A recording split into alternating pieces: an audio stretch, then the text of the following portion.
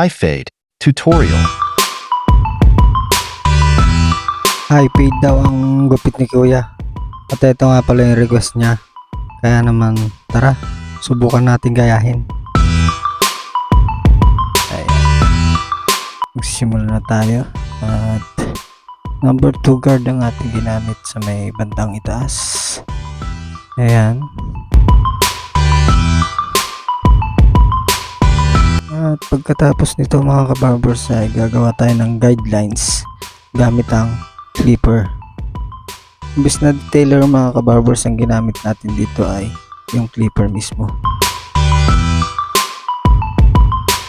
At sa baba naman ng guidelines mga kabarbers ay gumamit tayo ng zero close.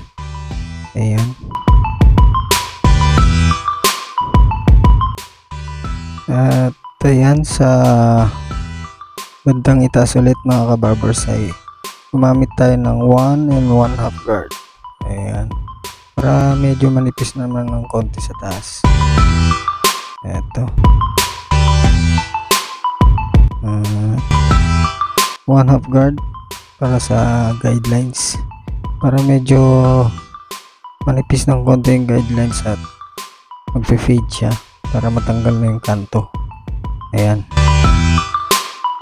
Dito gumamit tayo ng zero close mga kabarbers para sa pagtanggal ng guidelines. Zero open naman sa may itaas para matanggal yung mga dark spots. At dito naman sa pinakababa mga kabarbers ay gagamit tayo dito ng detailer o trimmer. Ito yung brand ng Micho. Ito yung M11. Ayan, napakanipis no mga kabarbers ang tirada nitong clipper na ito, detailer pala. Kaya naman ang linis oh. Ang lupit talaga ng Micho M11 na to. At dito mga kabarbers ay mag-ahit na lang tayo para medyo mas malinis naman tingnan. Ayan.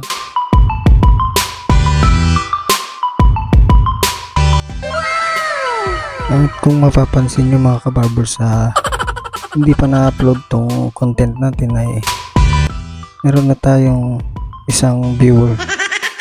Oh, diba? Ayan o. Ano kaya yung iniisip ni Kuya? Tanggalin naman natin yung kanto sa may itaas mga kabarbers gamit ang number 3 guard. Ayan, para konti na lang ang guguntingin natin. Ayan.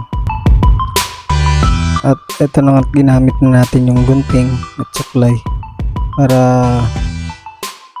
matanggal na lahat ng kanto. Ayan, bawasan na rin natin ng konti. Ayan. Pagkatapos nito mga kabarbers ay yung thinning. Gamit tayo ng thinning scissor. Ayan, para medyo manipis naman. At ito na nga, tapos na tayo mga kabarbers. Kung nagustuhan nyo itong video na to ay huwag kalimutan mag-like at mag-follow sa page ko.